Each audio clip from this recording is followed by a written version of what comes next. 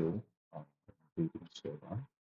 So in this video, I'll be explaining the ninth experiment of how uh, we synchronize with semaphores and usage of shared memory.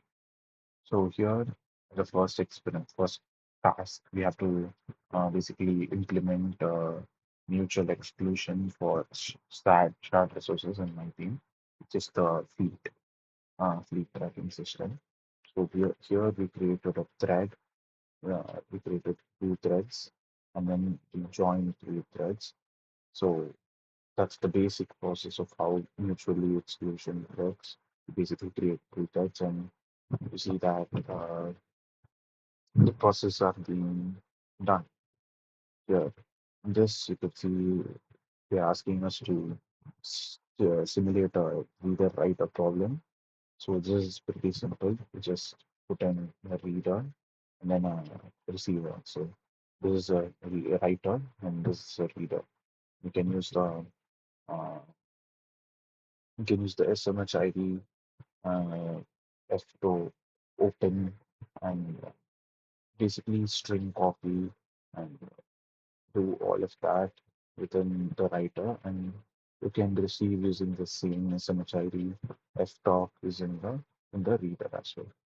So next, yeah, and you can also see that the reader and writer. The reader has updated the data, and the writer, sorry, the writer has updated the data, and the reader has received the message as well.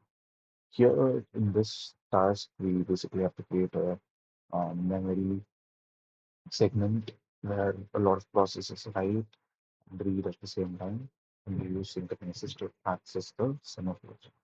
So you can see how the semaphore functions are being used here. Ftalk, SMHID, how the string is being copied, and yeah, basically the output as well. So you can see here that the fleet tracking thing is active. So this is a basics of the third one. And the fourth one, we basically have to create a program to calculate the count of the total items in our inventory. So this is pretty simple and self-explanatory. You just create a torque, SHID and all that.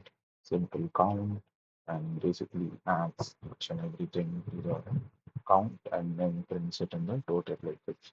You can see in the output screen that the total vehicles is 100 since we gave the count as 100.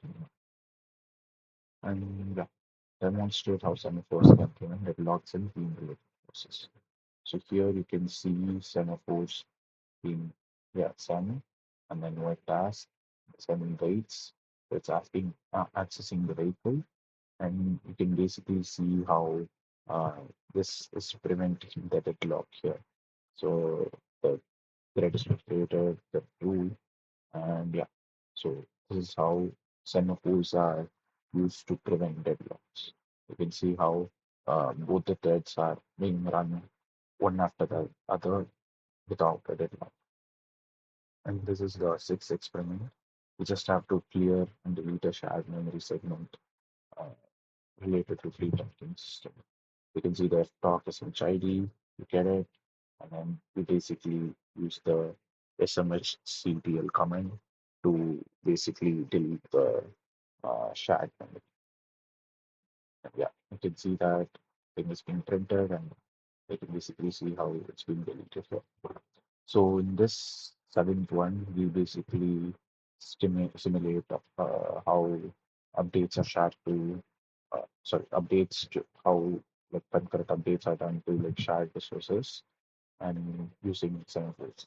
So you can see here the data. So initial data 0, void update. So we are updating using the data. So we are basically adding plus 50 to the existing data that is 0, updated data internal. So here this is being done using a simple semaphore function. So we're done it using two different threads, T1, T2, T1, T2. Yeah, updated data at 10, 100, and the final data is 100. Because like 50 plus 50 is 100. And here we basically have a program that calculates and displays the total sales or the total amount of data and everything. Which basically vehicles plus or A plus B.